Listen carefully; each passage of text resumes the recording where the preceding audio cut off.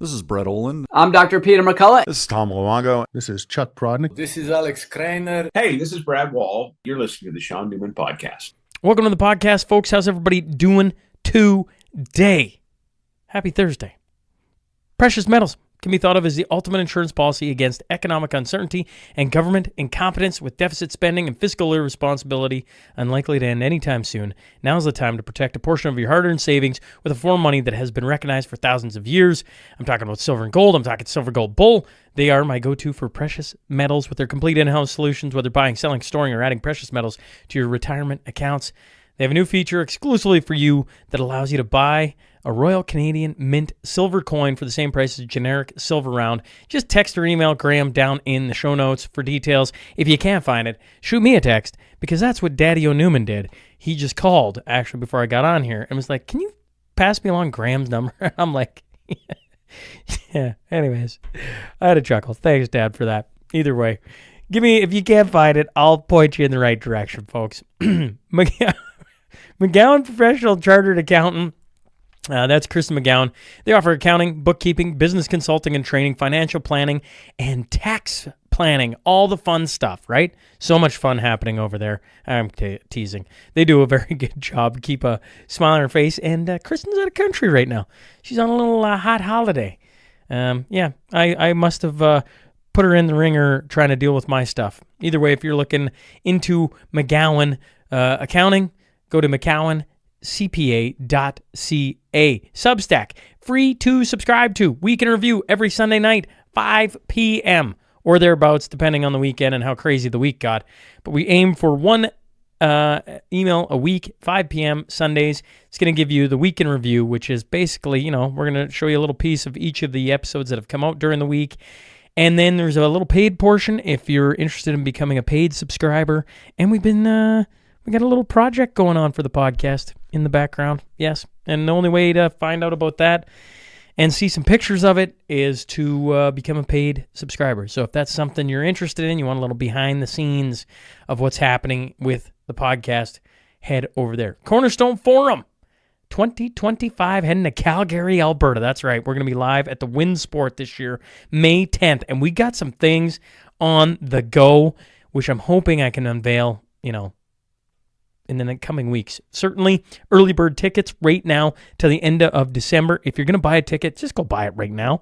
It ain't going to be any cheaper. Do not do the Shaun thing and wait until like a month out to the show and go, why did I wait this long? I knew I was coming. I knew I was going to go to the show anyways. Right now, it's the cheapest it's going to be. You're going to get a meal.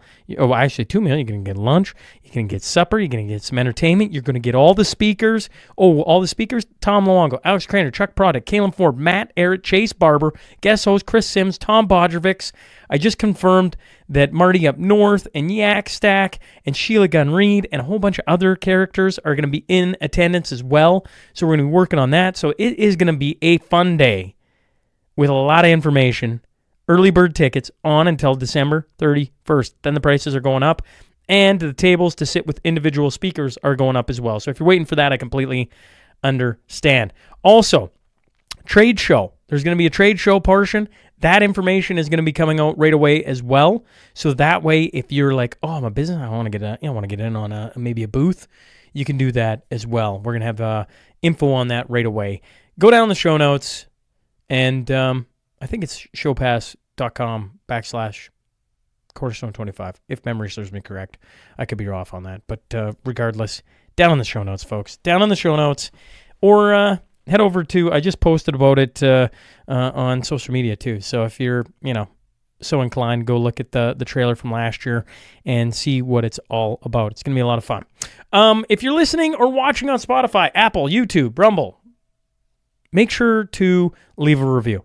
There's a way to hit up on how many stars you think, right? You like it, you don't like it, I don't know. Leave a star.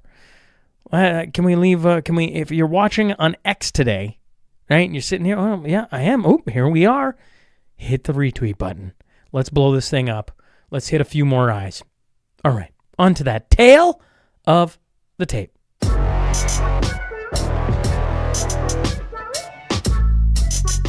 He's a documentarian, political pundit, citizen journalist. I'm talking about Alex Zoltan, a.k.a. the amazing Zoltan. So buckle up. Here we go.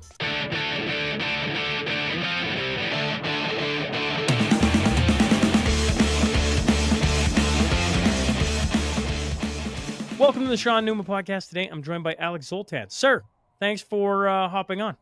Thanks for having me. Now, you have an interesting way of getting on this podcast. Most people come on first, and then they enter into a different realm. You come on to the BC live election, and then the, what was it, the Sask election or the U.S. election? I forget now. U.S. election. I think it was U.S. election, Seattle. right. Yep. And I'm like, so you've been on twice, but if people, there's been no solo cast. So I'm like, all right, we gotta rectify this. And then you came up as a suggestion yesterday or the day before. Either way, it doesn't matter. Thanks for answering the call. Now I wanna just go back. Who the heck is Alex? And just give me this story, because I want to hear the origin story of how the heck you get to where you're wandering around different parts of Seattle and everything else. Yeah, so I am just a normal Canadian, well, somewhat normal, and I answered the call today because I believe we were discussing mortgages.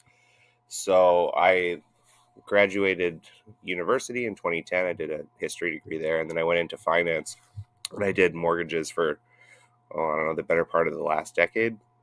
So I worked in the financial world for most of my adult life, and now I make a living writing jokes about politicians sticking drugs up their butt. Basically, the long and short of it. Have you always been from British Columbia then? Yep. And forgive me, I go okay, go back to when you're a kid to now. How much of a transformation have you seen in British Columbia? Has it been lots, little? Has it always been that crazy? Do you mean in terms of the real estate or just generally? No, I mean general. I mean free drugs and carbon tax and all the stupidity. Well, I grew up in Surrey, so I have a kind of a warped perception of what is normal. Because Surrey, it just hasn't really changed all that much, frankly, over the last 30 years. I think it's gotten nicer, if you can believe that. Vancouver it really hasn't changed much at all. So you would say it hasn't changed, it's just been that warped forever? Yeah, basically. I mean, we've had an open-air drug den on the downtown east side my entire life growing up, and now you just have more places where you can do drugs indoors.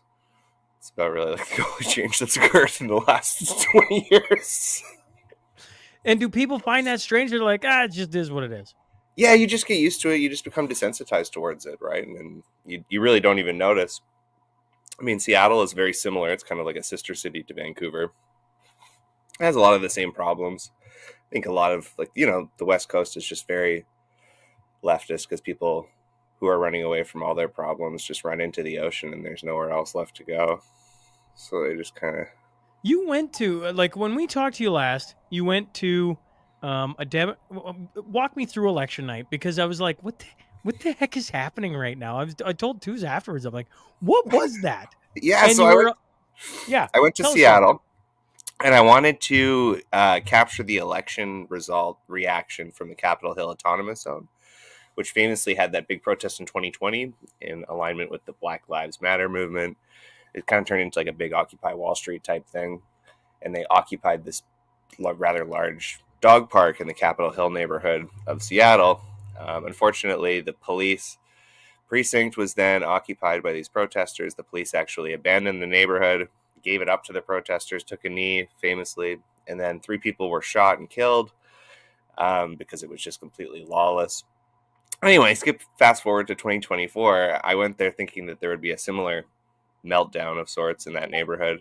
So I went and hung out there for 3 days during the election. It actually turned out to be kind of a nothing burger. It was just a dog park. There really wasn't much exciting going on at all. So I went down to a bar just next to the Chaz, and I met some lobbyists for the Democrat Party, and they were going to the Democrat Convention Center for Washington State. So they snuck me in, and I got a wristband, and I got to go watch some old people cry at the election results, which was kind of amusing.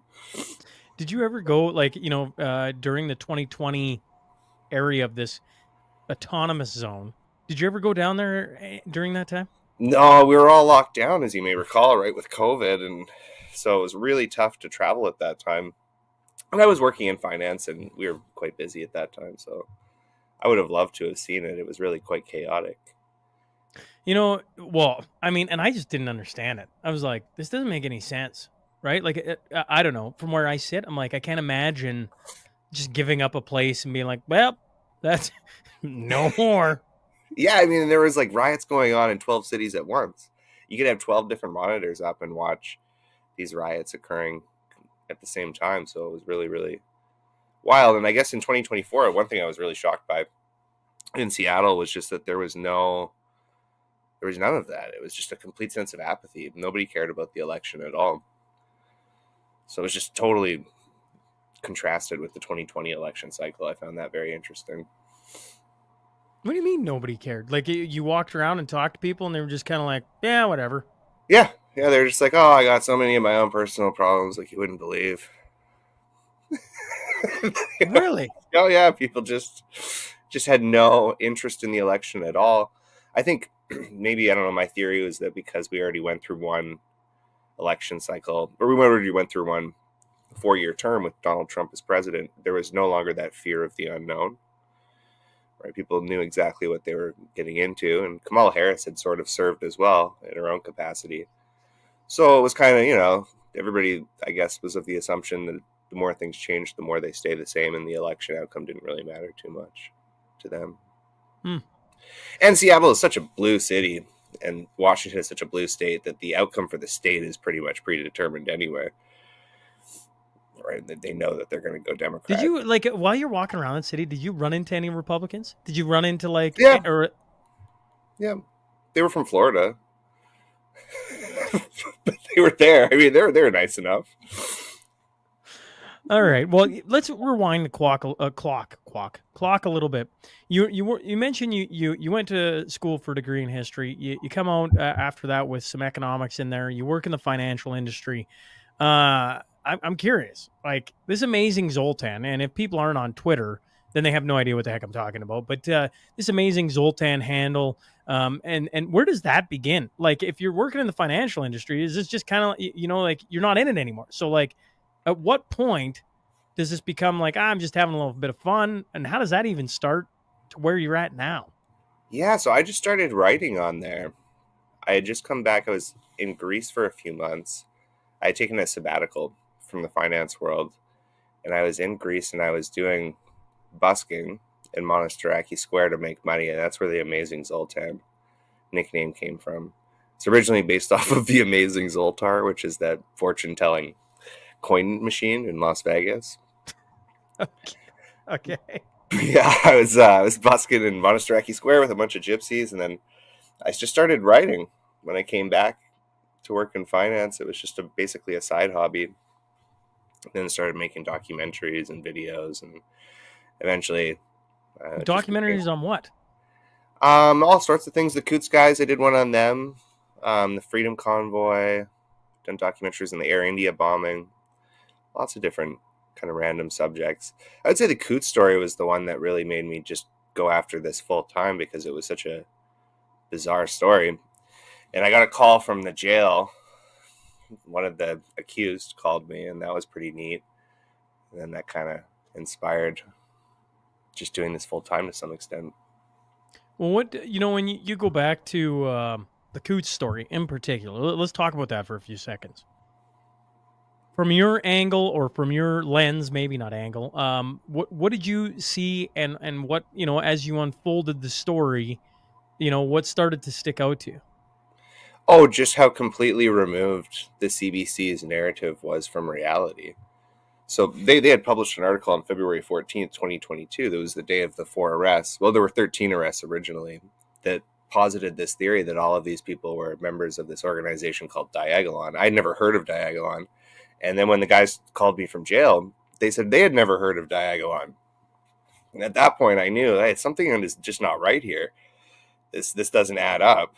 And it just kind of became a bit of an obsession for me. And where did that lead you to? I mean, I went to the courthouse. I went and I attended the trial. That was really interesting. Again, it was just completely detached from anything that you saw in the news. So I guess that kind of gave me a sense of obligation, because the media, I'm really shocked at how much they lie. And I don't know if it's willful or if it's just incompetence. I don't know. But it was really, really shocking. When you were at the courthouse, did you see was CB? I feel like I've asked several different people this, but was CBC, CTV, Global, any of those there? No, there's one gentleman there named Bill Graveland. He works for the Canadian Press, and Gord McGill calls him massive comorbidities Graveland, because he's a little he's not the healthiest fella. And honestly, like, court reporter is the worst job in the world. When I was looking up journalism jobs when I first started doing this, I noticed that court reporter was always available. I couldn't figure out why. And then I went and did it for a couple of weeks, and I quickly figured it out. It's because the wheels of justice grind slowly, right? So it's very, very frustrating. It's very time consuming, and there's constantly delays. They'll come up with any reason to delay court for 2 or 3 days. So if you're traveling, it's very expensive. And yeah, it's just, it's depressing. It's dangerous. Dangerous. It's tedious. Yeah, because you're sitting in a courtroom. I mean, the Coots situation is a little different because these guys were hardly like hardened criminals. But you have to imagine, if you're dealing with drug traffickers or murderers, you're sitting in the courtroom. There's no anonymity in the courtroom.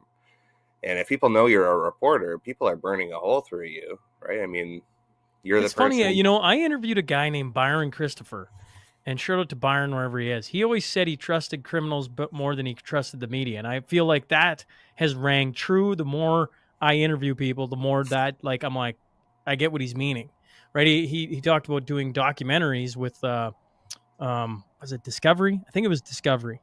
Because he has an amazing story out of Edmonton, right? Journalist. Used to work for the CBC once upon a time, and on it goes, and very interesting individual. And he talked about going and interviewing different prisoners and how, don't get me wrong, they're dangerous people, like a whole bunch of them, right? But he said, still, they tell you the truth. And he goes, you get around media, even on my own documentary, and he's like, I don't know. I don't trust a single one of them. They're all ready to stab you in the back. I'm like, isn't that an interesting, kind of perspective, I guess, from a guy who's been around all the different sides. He's worked for the CBC. Now he's just an independently. He taught at was it Grant McEwen? Forgive me, folks. I'm spacing on where he taught, right? And he's been in all these different sides. So I guess I just didn't, court reporter to dangerous. I guess, to me, I can do 1 + 2. Well, I mean, it's not certainly not as dangerous as being a war correspondent, that's for sure. But it's not fun. It's not a great job by any means. I wouldn't recommend it as a career. So I can see how media becomes very jaded, right? And the novelty of being in court wears off pretty quickly too. Like, I can't imagine doing that for the better part of 20 or 30 years as someone like Bill Graveland has. I'd be miserable as well. Well, true. But you think, like, if I don't know what your thoughts are on this, but like when I think it was Holly Doan, and then I think Chris Sims has talked about it. I think Trish Woods talked about it. I think Tom Korski's talked about it. So that's what, Blacklocks. That's obviously the Canadian Taxpayers Federation folks. And then Trish Wood was the Fifth Estate at one point. They've talked about how basically they don't have enough people, and they don't have enough senior people who've done the work to help, like, kind of shepherd these new reporters through how to do things. So you go, like, how are they getting Coots so wrong? Well, one, you go nefarious, right? They want to get it wrong because they're seeding a story. And two, you've already pointed out, you only have the one guy there and nobody else. So that's who you're getting the story from. And you can understand how, like, well, that's going to paint one picture, and that's how they could probably get it so wrong, right? It was interesting when we were watching the Fifth Estate documentary, Conspiracy and Coots, that they just put out. There was a few times where they would show evidence from the trial, and they would do kind of these close zoom-in shots of the evidence, sure, and they'd, spin around it or whatever. And it occurred to us watching that, we thought, oh, well, there must have been someone else other than Graveland there, because, Graveland wouldn't take this type of, he's not a cameraman or anything like that. And so I guess there were people there. They just didn't make themselves known. I probably wouldn't have either if I were a CBC journalist at the Coots trial. Sure. I wouldn't exactly be, waving that from a flag either. So yeah, I mean, they got so far removed from what actually occurred that it wasn't even like not having a grip on reality. It's like floating in outer space. Like it's just completely living in an alternative universe.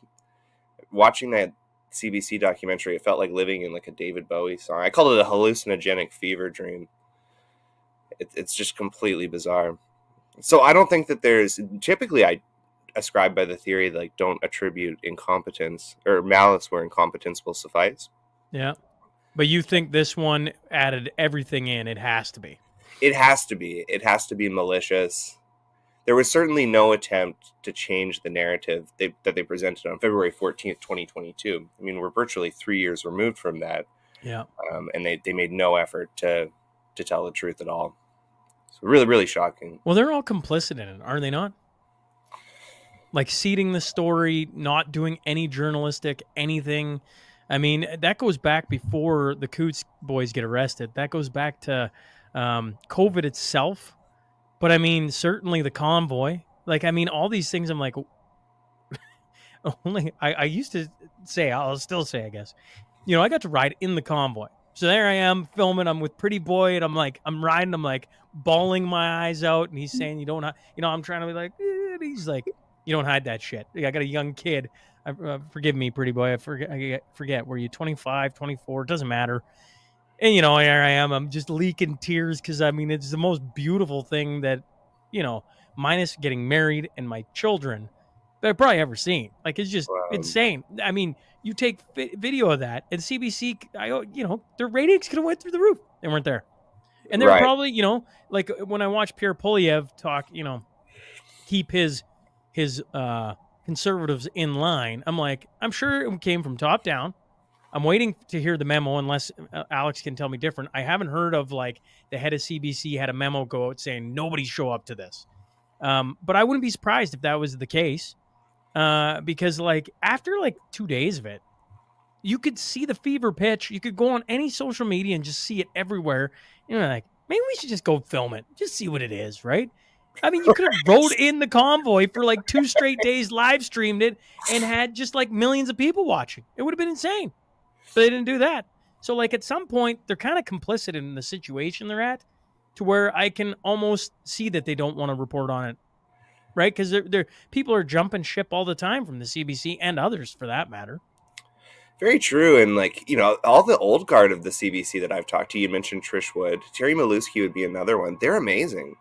I think that they had a full suite of really, really intelligent, sophisticated people at one time. I don't know if it was a lack of succession plan, as you've noted, right? Maybe they just didn't mentor enough young people.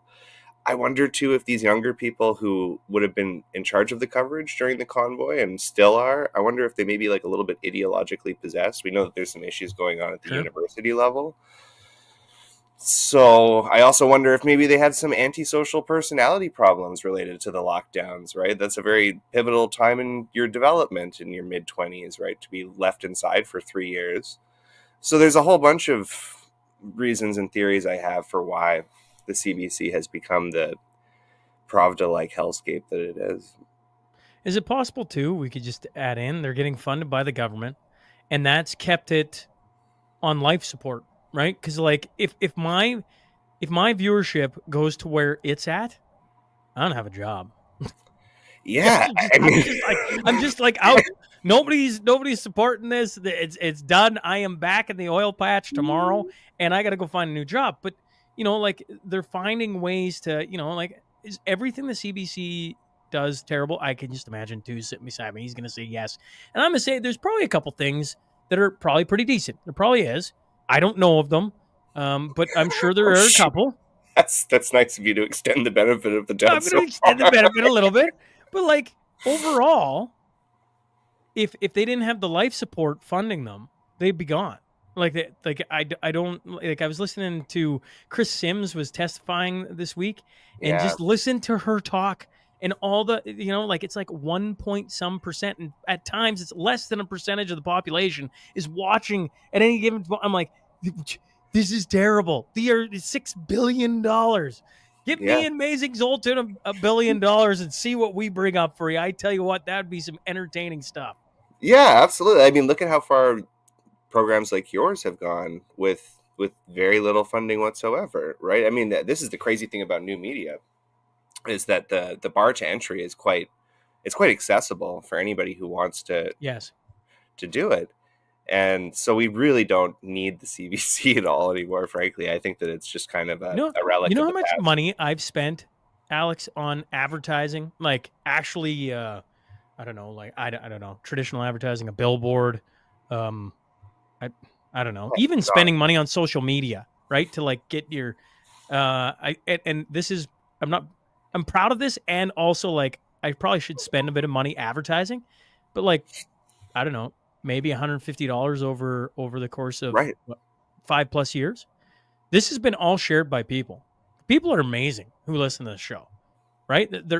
And I mean, obviously social media makes it easier to do that, but like, you see how much money the CBC spends on advertising, and they still can't garner anyone to go watch it. I think the viewership rate for CBC prime time is something like 1% of all Canadians, so it's exceptionally low. Now, mind you, I used to love the CBC. I'm from Vancouver, so I'm pretty left coast. I love the CBC.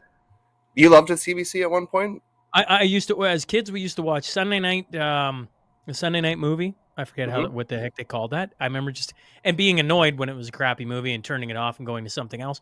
But I remember Sunday nights and everybody, I don't know, everybody in our area, Saturday nights, Hockey Night in Canada. Yeah. You tuned in to Don Cherry and Ron McLean every Saturday, and Sunday night they had the movie. And, like I've interviewed. They had a winning formula. Like, it was, you could have just ran with that forever, and they'd probably be successful. Well, they screwed that up somehow. Well, they lost Hockey Night in Canada, right? And that was a huge blow. Like, I think I understood, but I don't, truthfully, can anyone imagine how huge of a blow that was? And, like things like Netflix came along, and nobody watches a movie on traditional cable anymore. Like, when was the last time you sat down, unless you're in a hotel room, maybe? Yeah. And even then, the accessibility of Netflix and everything now, I just don't see it. And so, they're trying to compete with the Gem app, with Netflix and Prime and all these things. When was the last time you listened to a program on the radio? I don't even know. I don't know if I ever have, from start to finish. But if I go back, Judy Reeves, episode 110, which, still is one of these surreal moments. I got to interview Judy Reeves. She survived the perfect storm. So the perfect storm was 1992, I think, 91. Anyways, they made a movie about it. She was one of the ladies who got trapped on a Chinese fishing vessel that couldn't steer in 100-foot waves, thought she was going to die. And who was she talking to on the radio or on the phone, the satellite phone? CBC was interviewing her as it was going on. And so for her, the CBC has been, I would say, immortalized as like it can never do any wrong. But her story is like, that's what the CBC was. They were front lines interviewing people on it. If you've watched any of their election coverage, you're just like, I watch it for the laugh. I don't watch it to, like, right? They're doing election coverage on Trump, and it's just like, these are all people I could care less to ever listen to. It became more of a meme the next day of how silly they are, more than this is credible news talk. Well, and it's strange. Like, I got into a little spat on X with Evan Dyer. He's a senior reporter at the CBC. So he accused me of being an disinformation agent for the Indian government. So I sent in a complaint to the ombudsman. I said, well, like, you really shouldn't have your journalists defaming and libeling people online from their official accounts. Like, just a heads up. I don't want to see the guy get in trouble or anything. I don't really care. Just a retraction would be nice. They told me that they would get back to me in 20 business days. So in finance, in the private sector, the typical response time for a complaint is 72 hours maximum. I calculated it out. 20 business days is 840 hours. Why do they need 840 hours to get back to a one-paragraph complaint? I mean, this is just ridiculous levels of inefficiency, and I think that that's probably endemic of the entire organization. So, You think it gets defunded in less than a year? I don't know. I mean, the nice thing about the CBC, and I can't believe that I'm going to extend an olive branch here, is somebody had pointed out to me, Buck, I think he's been on your show as well. Yep. So I did some access to information requests on the Coots documentary. That'll be another 30 business days, but they are gathering the documents for me, which I appreciate. You can only do that with a public broadcaster. You can't do that with a CTV or a Global News or any of these private organizations. So I would be fine if the CBC had its budget slashed and found a way to be more efficient, but also found a way to continue operations. Because I think there is still some value to a public broadcaster, maybe just a more bare bones version. Certainly don't think it needs to be upwards of $1 billion. But I haven't completely abandoned the concept of a state broadcaster yet. I'm getting there. I've hashed this idea with Twos multiple times. If I had, how much money would it cost to buy the CBC once it's like thrown to the wolves? And then I'm like, what would the CBC look like if Shaun and Twos were at the helm of it? And what could we do with that? I'm like, I feel like awesome. Make something, right? And to me, I'm like, I don't know. It's like when they said, Musk, hey, you want to buy, what was it, CNBC or MSNBC, I think it was. MSNBC, yeah, one of those. Yeah. I'm like, what would that look like? That would be interesting. Yeah, I mean, like Chorus Entertainment, which I think they run Global. They're the parent company for Global, if I'm not mistaken. Their entire market cap, you could buy the whole company for like the cost of a few houses in Vancouver right now. Right. Like, I'm not even exaggerating. I think their market cap is like 20 million or something like that. That's 4 houses. That's 2 duplexes in Vancouver. I'm glad you slid in the housing. I did. This is where it started, folks. I put out on Twitter, I said, who should I talk to about the housing market in Canada? And a whole bunch of suggestions came in. Your name came in. I'm like, of course. I should have had amazing Zoltan on, 2 months ago. That's probably not a subject you would have guessed that I knew anything about. I 100% one of them. I know. Honestly, I was when Ron Butler came across my feed multiple times, I'm like, oh yeah, I've been following Ron and Twos had tried to get him on, I think the mashup at one point. And I'm like, yeah, sure. And so like there was some names there, but it's cool when you throw that out on Twitter, like on X. There was a whole bunch of names I'd never heard of, and yours and Ron were the two. I'm like, oh yeah, all right, sure. So like when you look at the housing market with your background, what is it you think people don't understand? There's a few different things. I don't know if it's exclusive to the housing market or if this is true of investments generally, but people have a tendency to look at price fluctuations in a very short time span and then base their assumptions off of that. And it's typically whatever time span is convenient for that person's ego. So I'll give you an example. People will look at somebody who bought a house in 2021 in Metro Vancouver. Let's say they spent $1 million and now the house is worth $900,000. And they'll say, oh, look at that idiot. They've already lost 10% of the value of the house, because they got it in 2021. But that's just a very selective perspective on the housing market. If you had looked at that person purchasing a home at any other point in the last 70, 80, well, really the last century, they would have come out as a winner. Right? So the housing market, I find it's like the opposite of the casino. The casino, like nobody ever tells you about their losses. And in the housing market, I find that homeowners almost feel a little guilty about all of the equity that they've accumulated due to the high housing prices, and they just won't tell you about their gains. So yeah, you just have like a lot of copium, I guess people call it in the finance world, for people that don't own. And for people that do own, I think there's actually like a little bit almost of guilt there, just on the rapid increase. When you see people come out as a winner in the last 7 years, what do you mean? I hear like you're talking how much they've made off their house, or what do you mean by that? Because I go like, a house being worth $1 million, isn't that insane? Well, I mean, if you bought the house for $100,000 and now it's $1 million, it's a 10 bagger. That's a winner. Yeah. Okay. Fair. But does that mean anything to most people? Not really. So there's this myth out there that homeowners want the value of their home to continue going up. And I actually don't find that that's the case at all. I mean, the only thing for most people, if the value of your house goes up, well, it doesn't really matter. You're not selling it tomorrow. So it just means your property tax goes up. Most people would be very, very comfortable if the value of their home went down. The only people I find that really care a lot about the value of the home at any given time are people that are highly leveraged, people that are flipping homes, they are planning on selling the next day, or people who are on heaven's door, right? Like they're leaving it as an asset legacy to their kids. That's not a ton of people, right? Everybody else doesn't really care much at all about the value of their home, because you can't use that equity like an ATM as much as people think you can. Do you think, okay, so if I go back, we're in 2024, we're about to hit 2025. I think we still have, every year, forgive me, Alex will be able to explain this way better than I ever will, folks. But, in Canada, for the most part, we have a lot of people on variable. And then we have people that do 3-year fixed, 5-year fixed, and the very rare 10-year fixed. Mm-hmm. And so I remember talking to lots of different people through the course of the last probably year, right? Because when you start to do the math, you go, did I lose you for a sec? No, I'm here. Oh, okay. Sorry.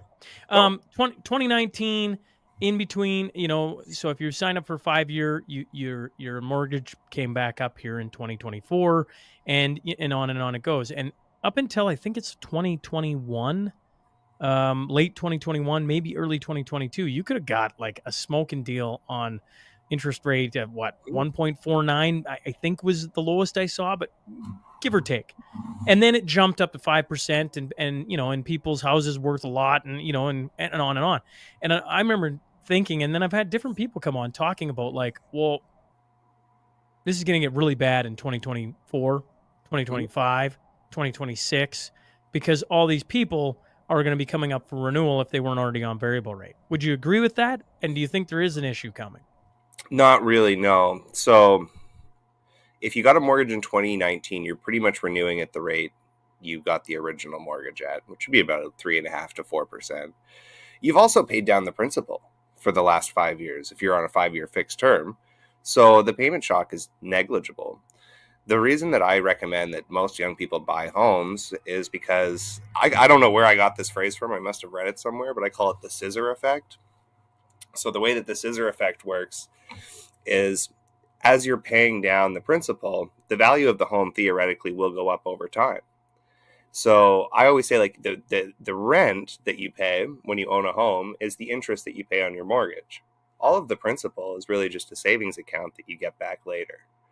And over time, your payment goes down through ownership. That never occurs with rent. Rent always goes up. It's just a product of inflation. So no, I'm not particularly concerned at all. One thing that really shocked me during the variable rate crush was how resilient people were. People just picked up their bootstraps and just worked more hours, or they spent less. And the residential mortgage default rate in Canada is barely more than zero. I believe it's 0.14% right now. So Canadians will do pretty much anything to stay in their homes. And then this is a little trade secret that the bank probably doesn't want me to tell people, but the bank will also do just about anything to keep a borrower in their home. And the reason for that is not because the bank is particularly nice. The reason is that the cost of foreclosure is very high. So if an individual can't make payments, the bank will let them defer. Almost endlessly, I've seen in certain circumstances. If somebody's going through a health problem and they can't get to work, or they're struck by a sudden disability and their income is disrupted, the bank is very, very generous with just rolling over interest or reducing payments. Again, they don't really want you to know this, but the bank is a lot more forgiving than a landlord. Could you imagine a landlord just saying, oh, just don't pay me rent for 3 months? Like, that's never going to happen. So yeah, I mean, there's always risk to owning a home, but I think that it's a lot more stable and a lot less risky to be a homeowner than to be a renter generally.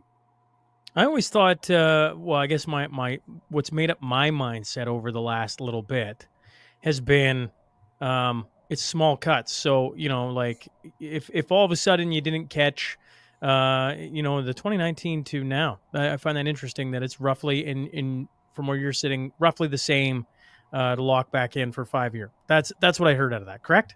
Yeah, give or take. I mean, there's maybe a little variable here or there. You also don't requalify at renewal.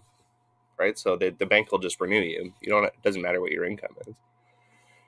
True. I just, in my brain, if your payment goes up by, $200, $300, et cetera, like that's money that you get to do things with, and now it's going into a payment that, it's kind of like paying off for my wife and I. She had student loans coming out of college, getting to pay those off. Now you're not sending all this money off to Never Land and never seeing any return from it, right? Like it's just gone. It's just boom. And then as soon as that's done, now you just have a little breathing room, And when you talk about resiliency, I find that very interesting because I think most Canadians are pretty resilient. But as times get tougher and your money buys less stuff, like, I don't know. I guess I just see issues there. But I find it interesting when, here's Alex going, I don't see an interest or any issues. No, not at all. And actually, like, if we're talking about hyperinflation and your money buying less stuff, another little trade secret that bankers know that they maybe don't want the rest of the public to know is that your greatest hedge against hyperinflation is debt. So there's a famous story from the 1930s the 1920s in Weimar, Germany, where a fella took out a mortgage anticipating hyperinflation, and 10 years later he sold a marble, and the cash was worth so little that the value of the marble was enough to pay off his mortgage with the bank. So this is what a lot of really, really financially savvy people did in 2020 when they saw the money printing machine working on overdrive, as they just took out a whole bunch of debt. Because the debt also becomes worthless along with the dollar, right? So $100,000 feels like, $50,000 did 5 years ago. Well, that's true if you got $100,000 loan as much as it is if you had $100,000 buried under your mattress. Tell me the story of Weimar again with the guy who buys a house. Say that again for some reason. So he bought so this is just like an illustration that people use. Sure, yeah. So the story goes that somebody bought a home. Let's say, for the sake of simple math, that he bought it for $100,000 and whatever the currency was at that time. $100,000 would have been, let's say, 5 years worth of salary. So you made $20,000 a year, but the currency hyperinflated. So all of a sudden, you weren't making $20,000 a year. You were making $200,000 a year, which felt like $20,000. So that means that if you were to sell just a small little thing like a marble, it may now carry a dollar value that's equal to the debt that you used to purchase the home. So you just pay off the mortgage now by selling a marble. And this is what a lot of people did in 2020. It's one of the reasons that the housing market went as crazy as it did, because these financially savvy people were like, well, I'm just going to buy 4 homes, because I'll take out $1 million in mortgage. $1 million isn't going to feel like that much in 10 years. And they were pretty right about that, I think. That's an interesting thought. I don't know if I've ever had it framed that way before. Yeah, that's take out debt when you're in a hyperinflationary environment is one of the smartest things that you can do. It's very counterintuitive, though. Well, I hear, from where I sit, farmers and, small business owners, I guess, they always talk about get rid of debt. Yeah. We also have a very Americanized view of the world in Canada. So, like, a lot of people think about like the Big Short and the Great Recession in 2008, but our banking regimes could not be more different. Canadian banking systems are notoriously stringent and strict when it comes to lending. Doesn't mean that we don't have fraud and we don't have our own problems, but Canadian banks, it's very hard to lend money to people, actually. That was kind of the frustration that I've got into as interest rates went up. But that's a whole other story we can get into. Well, I think we should. I'm like, wait a second. Okay. Now I'm like, okay. Alex is saying things, folks, and I'm like, All right, because I like movies. I like The Big Short. That made sense. Great movie. I'm like, that's really interesting. But you're saying Canada can be way more different than what went on even in that movie, because I assume you brought that movie up in particular for a reason. Yeah, like it couldn't be more different. So in 2022, 2023, that was when interest rates kind of skyrocketed. They went up, I think, about 480% over a very short amount of time. And, having been a product of that time period myself, I'm a millennial, I guess. I was in college during 2008. The memory is still pretty fresh. And working at the bank, I was really expecting people to come in with the keys to the house and just like drop them off on my desk because the value was going down. The mortgage was higher than the property value. They were underwater effectively. But what I realized is that Canada is so different because we have such a housing shortage that it costs more to rent than it does to own. So nobody is going to come and drop off the keys. Who's going to opt to rent for $2,500 a month when they could own for $1,600 a month? No one. The value of the house is secondary to the payment, right? People ultimately think about cash flow before they think about their net worth statement. So people didn't really particularly care about the value of the house at all. So yeah, it's very different than 2008. In 2008, and this is, forgive me, this is only going to get worse. I'm right in this, thinking that our housing shortage is only getting worse, not better. Yeah. So the statistic is that we build one house per 1.4. We used to build one house per 1.4 people. Now we build one house for every 5 people in Canada. So, oh man, when you think about that, housing evaluation, like, they're going up. Oh yeah, absolutely. It's just a law of supply and demand. Right. And it's mostly a supply problem, not a demand problem. And that's because developers right now, it's very, very hard to extend credit to developers. And so there's just so much risk for that developer that just people aren't interested in building homes. And I don't blame them. I think that that's a pretty bad business in Canada right now. Just because you've got so much bureaucracy and red tape and taxes, and just it's a nightmare, commercial development right now in Canada. Why did you quit? Why did you quit that world? Like, to me, I'm like, I'm sitting here and I'm finding Alex is pointing something out interesting. You sound like you're very astute. You probably came down. What year did you graduate from college? I left in 2015, I want to say. So you're, I assume, a few years younger than me. Yeah. But I graduated 2011. That's, I'm doing, once again, simple math and going, I'm probably a smidge older than you, but not by much. Regardless, you go into it and you had similar things that my brainwave goes on. And then you go, but that didn't happen. Actually, why would you go rent a place for $2,500? That makes complete sense. And, oh, wait, the bank isn't just, you missed one payment, you're out on your ass. Like, that isn't what they're going to do. And it's funny, in 1980s here, I interviewed a whole ton of people that went through the 80s and, 20% or 18% interest rates and all these different things and these stories we get told about. And they talked about Peter Kulak, I think it was his name. People have to go back and check me on this. In the archive interviews, I interviewed, once again, I got hired by the city of Lloyd to interview kind of the pillars of the community. And they talked about how tough the 80s were. Mm-hmm. And then a banker came and found ways for them to keep their homes and their businesses and on and on. And what you're talking about kind of lends to that thought process. But I guess going back to where I was leading is, so why'd you leave? Yeah, like, why not stay in that industry if you're, that isn't what is happening, and why get out of there? I just felt cooped up. I couldn't be in an office for much longer. I mean, like, I think it would be a great job if I was in maybe my late 40s or my 50s, because at that point my legs will get sore. But I actually thought about this when I was in Seattle. I was running around like a chicken with my head cut off, and it was quite exhausting. And, I'm getting into my mid 30s and late 30s now. And it occurred to me, I was like, well, I'm glad that I did this now. Because if I'd waited like 5 or 10 more years, I really don't think that my body could do this. So I'll probably go back to banking, once I get tired of running around all day. But really, it's just that simple. I just didn't like being cooped up in an office all day. I just didn't want to do that for the rest of my youth, or what's barely left of it. I don't know. You're how old are you? I'm 35.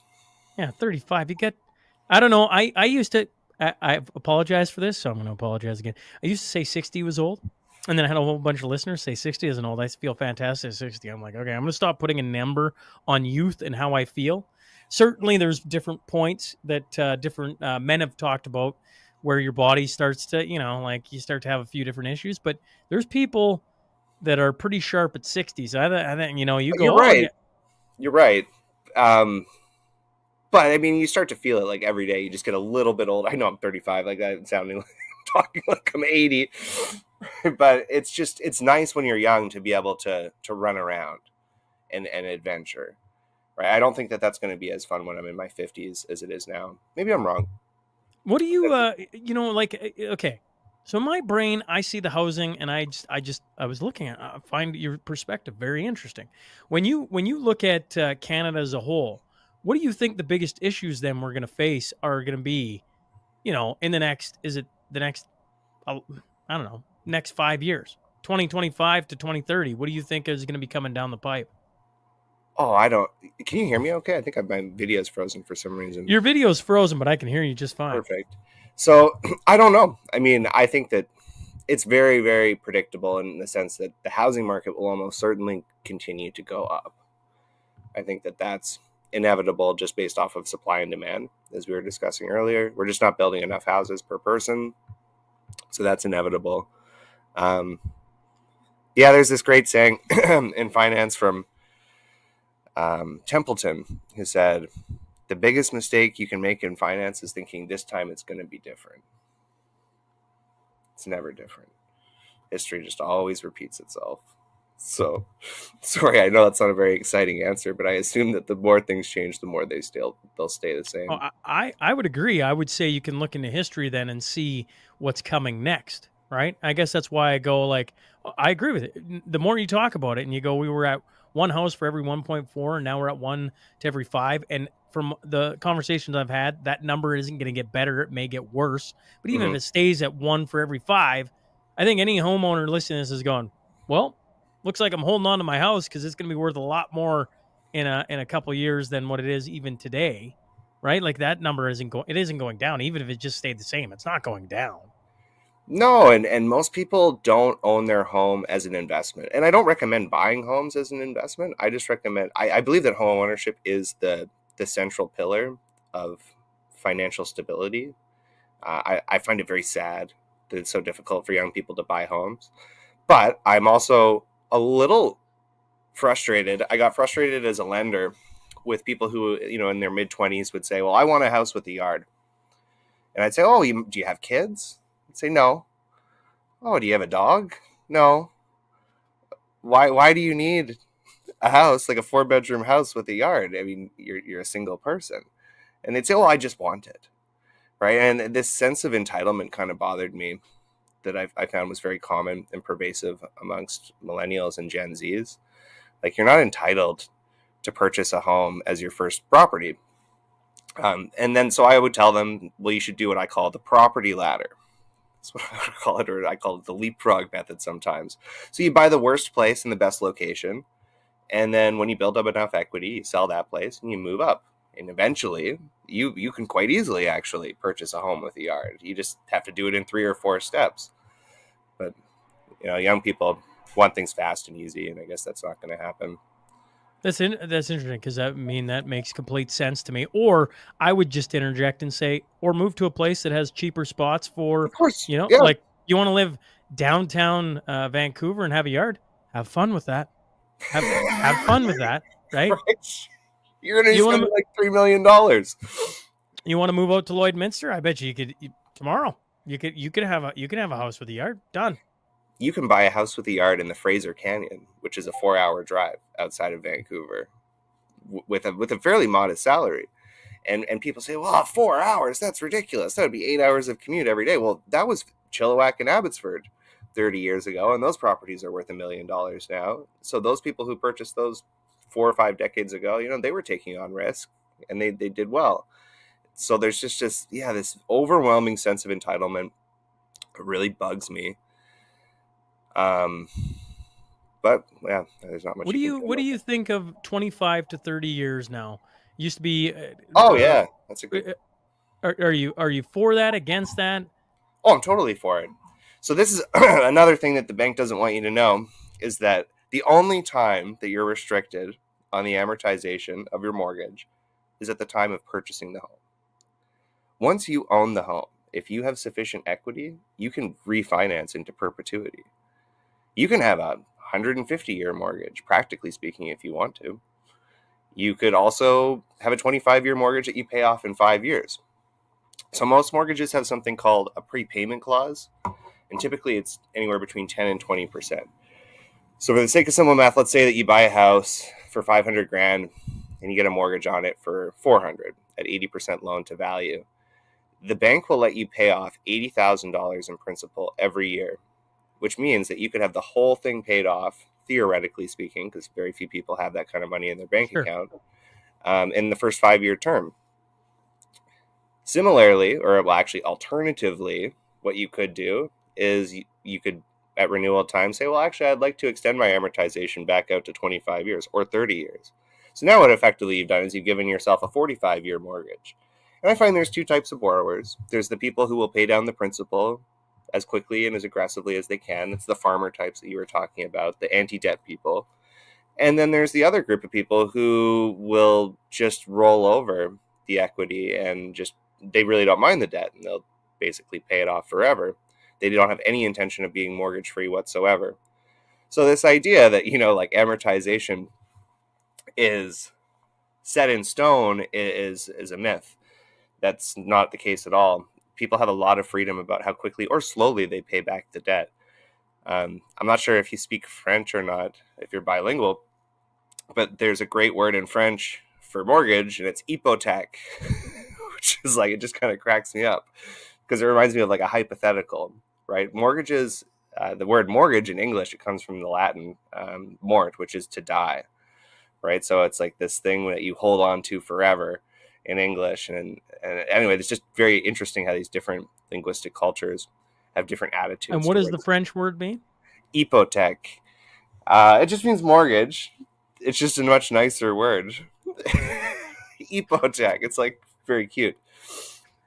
And so I don't know. I always found that interesting. Like mortgage is a very ugly word, and hypothèque is a very happy word.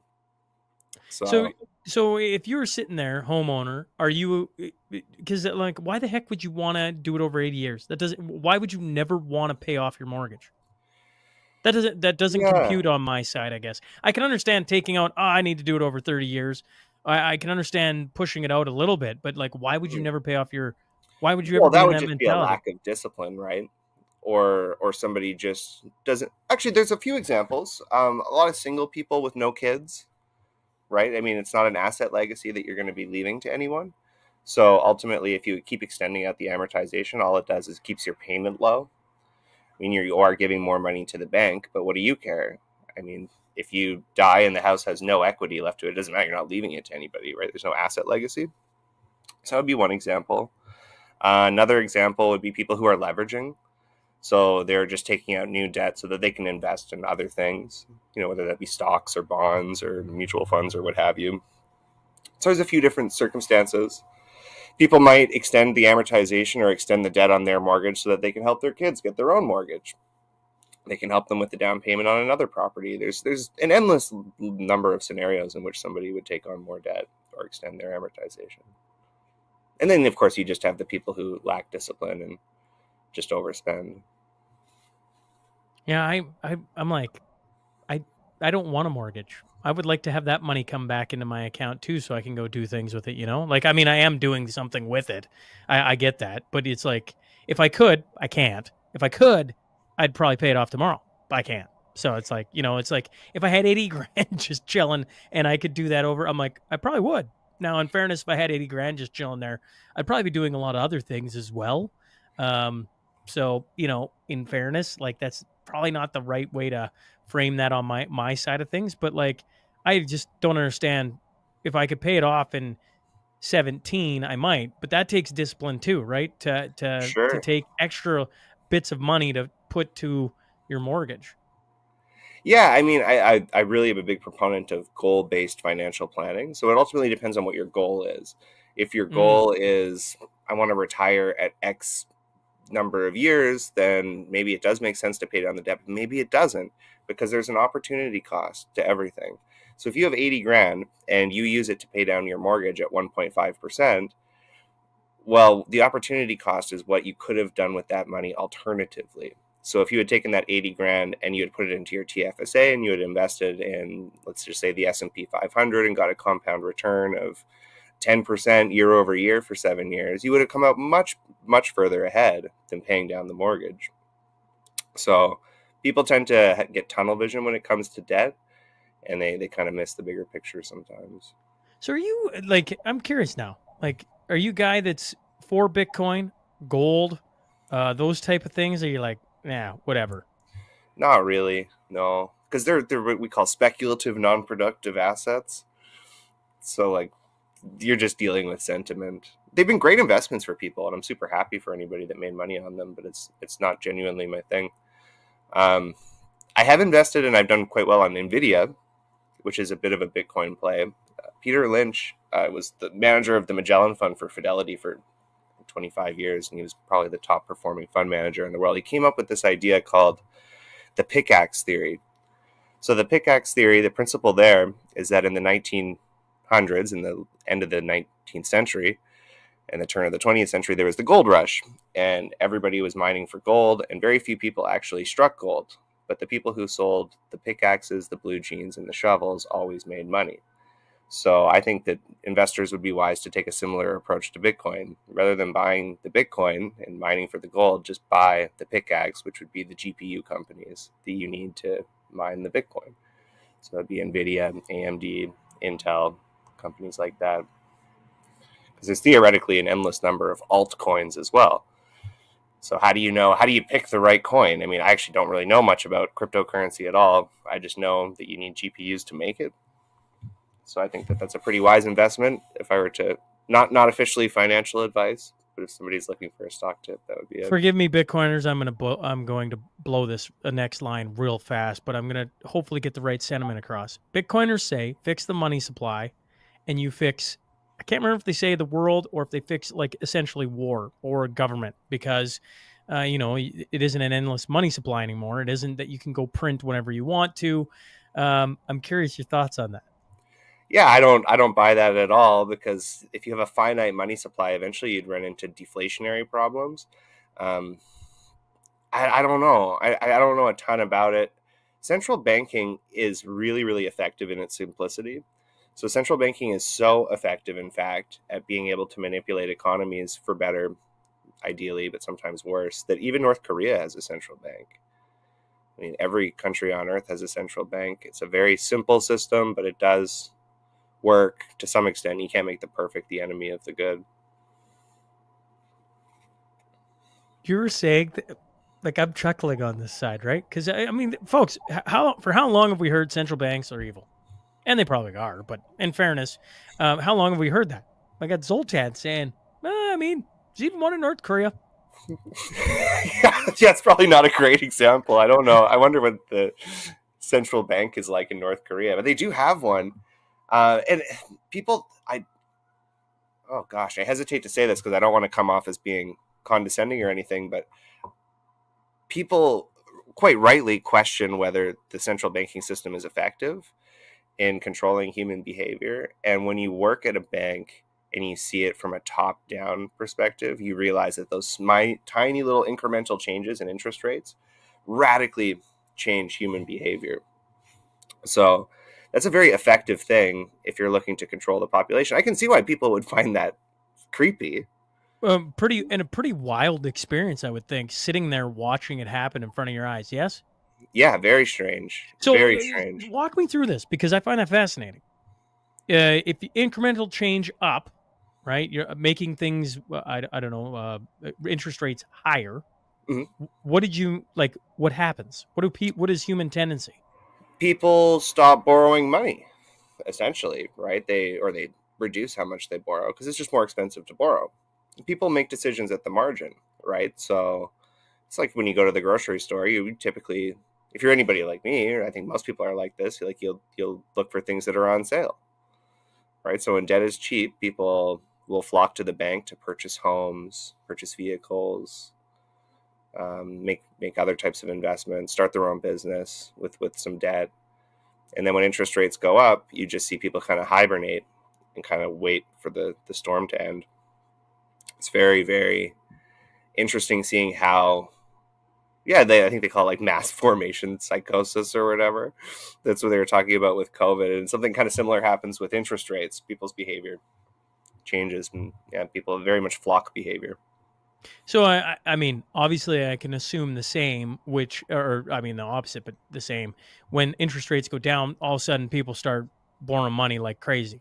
Oh yeah, especially people that already have it, right? Because it's obviously easier to get credit if you have money to pay it back, and that's a very wise thing for people to do, I think, in a hyperinflationary environment.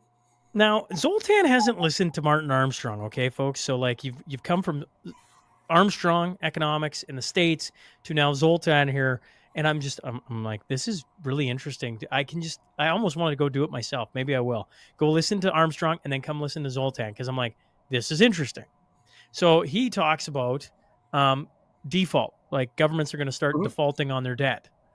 And what are your thoughts on that? He's talking mainly about Europe to begin with, but that it's going to spread and depression hitting. Yeah, I mean, like there are definitely some places that I probably wouldn't be buying government bonds in. Greece comes to mind. I spent some time there, so I can tell you that it's an interesting place. It's beautiful. I recommend people go there. But for the most part, like government debt is about it's so low risk that you almost get no return on owning it. I mean, that's been the case for Canadian government bonds for a very long time.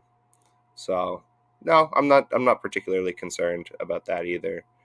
I think that the biggest, there was a saying that I used to use in finance all the time, which is 99% of the things you worry about never happen. And the 1% of the things you ought to have worried about never cross your mind until it's just too late. So what is the 1% of things I'm not worried about that haven't crossed my mind until it's too late? What is that right now? That's the black swan events that nobody can predict, that nobody sees coming. COVID, bullshit. 9/11. I would say, well, okay, forgive me. I've done this way too long now. 757 episodes. I think today's 757. I think people saw COVID coming. Now, 99% of us, probably 99.9% of us did not. So if that's what you mean, fair enough. But I think people saw it coming. And I think people see different events coming. Even the 9/11, I think people saw that coming. Like I'm changing my whole brain around this, Zoltan. I'm like, yeah. I mean, hindsight is 20/20. So people have a selective memory about these things. I mean, I'm humble enough to admit that I definitely did not see COVID coming. No. Whoa, I didn't see COVID coming either. Let's be very clear. I did not. I was buying Carnival Cruise Line stocks in February of 2020, thinking, "Oh, this will just blow over." And that was the worst investment I ever made. But it's funny when you say that though. When COVID first hit and everybody locked down, I put a bunch of money for the first time ever into the stock market. I'm like, what's going to come back up? And I contemplated Carnival. I did. I was like, well, people are going to go on cruises, right? Like this isn't going to end. And I can't remember why I didn't choose it. I really can't remember. I chose a couple other things, mainly oil. That would have been a great investment at that time. Yeah, it was. Yeah. It was.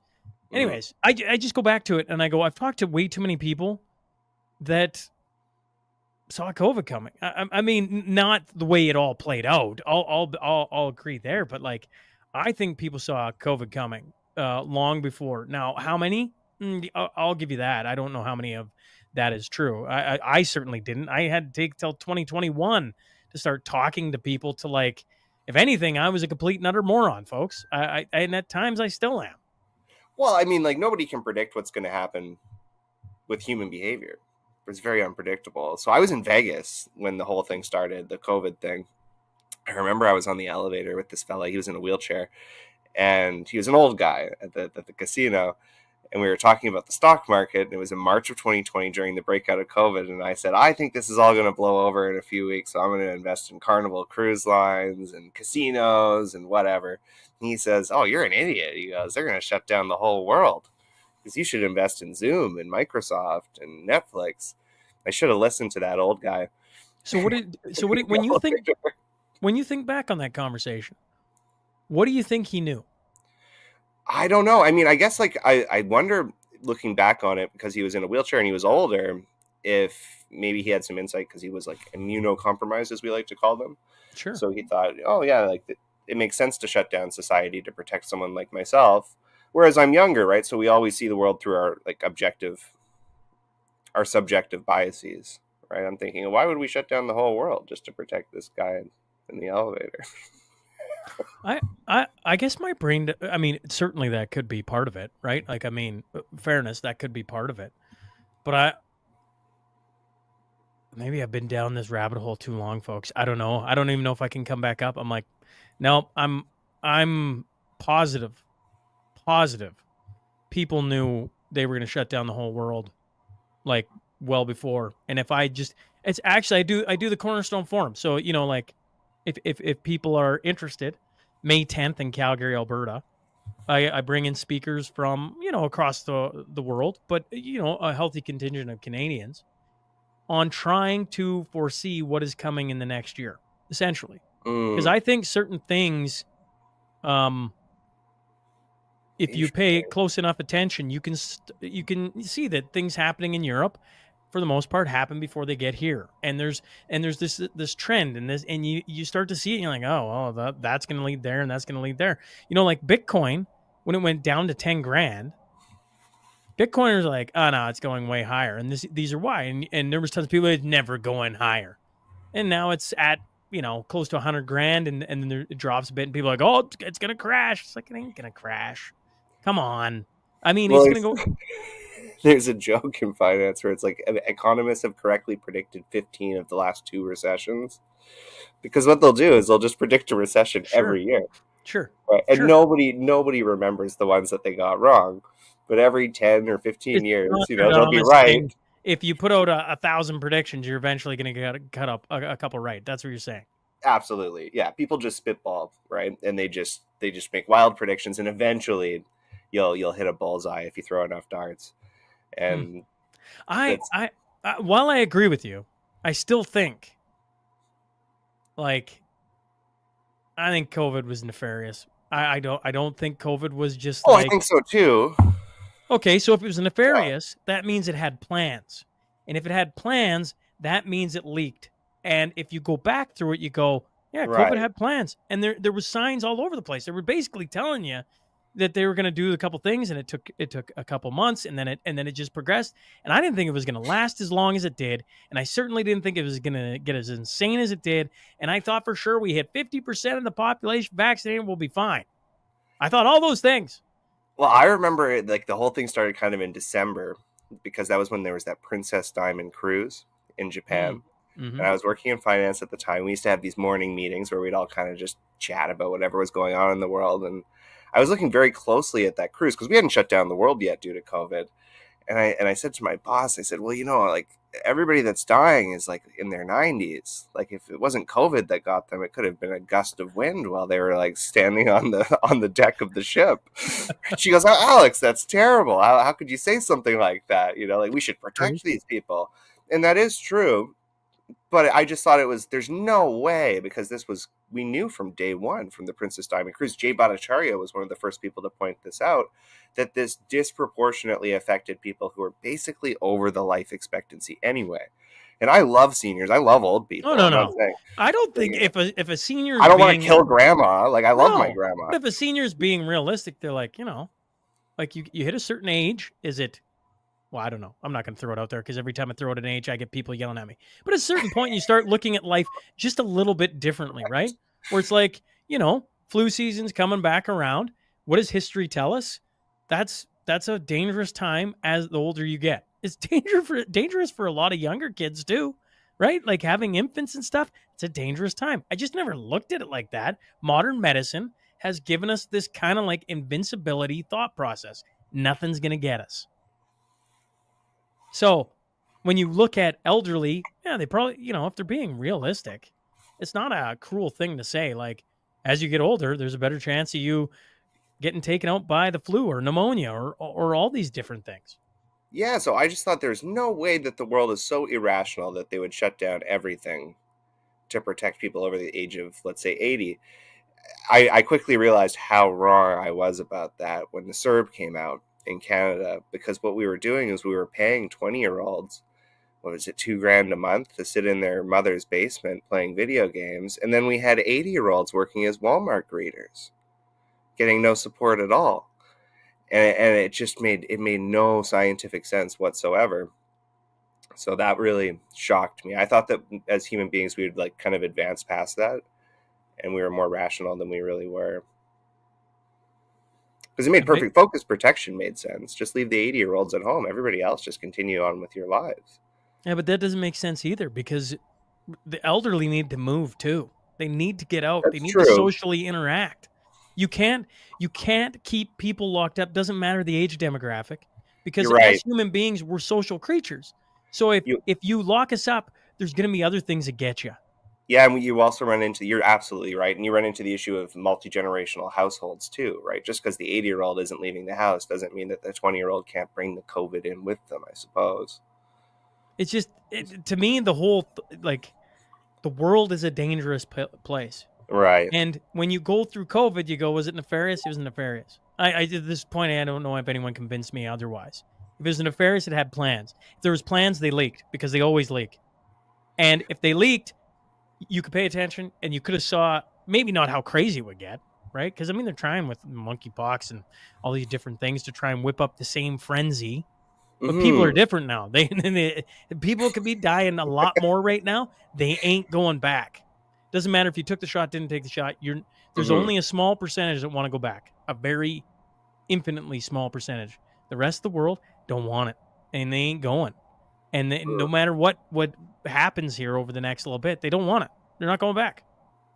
They're not going back to what exactly? Sorry, maybe I lost.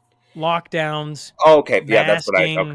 Yeah. Forced vaccination. I mean, they'll call it vaccination, but I mean, it got to insane levels. Locking of bank accounts. Like, nobody wants that. Nobody wants to go back to that. For sure. Yeah, and being a banker is like a very interesting thing as well, in the sense that you're kind of like, I mean, I was in a town, it was a seniors town at the time. I think the average median age was in maybe like the mid-60s. And you're kind of like a mortician. You see all of the statistics about who's dying because you have to do the estate work for the account. So I remember during the peak of COVID, I was noticing that people just weren't dying as much as I would have thought they were, especially older people. I imagine a lot of that had to do with how manic we were all being about washing our hands and, making sure that we weren't transferring germs to grandma and all that kind of stuff. Maybe we went a little overboard there, but just nobody was dying. And then my sister was working as a pediatric nurse at the time. So I remember I called her and I said, none of these old people are dying. Like, what's happening with the babies? And she goes, oh, no, but kids get sick from COVID. And that was the weirdest thing. We're going to say, like, the kids aren't getting sick. The old people aren't getting sick. Like, what is going on here? And I still don't really know. So maybe that, I think that's the nefarious element of it, is how blown out of proportion the media maybe made the whole thing. I apologize. I've been really enjoying this conversation, but what people don't understand is I'm slowly running out of time, and I'm like, I don't want to start new things and then not have enough time to talk about it. Because today I got a heart out, and I haven't had a heart out, folks, for quite some time. Zoltan, I really have appreciated talking to you. You have given me some things to think about, and if the audience just came off Martin Armstrong to Amazing Zoltan, they're like, what was that?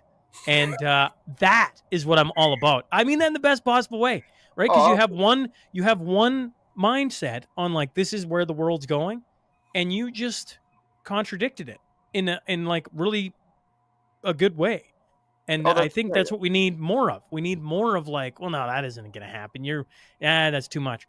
And I think people, well, myself included, need that for the brain. I need to, that's interesting. You've just given me some things to think about, and I appreciate that a lot. Thanks for hopping on this morning. Thanks for having me.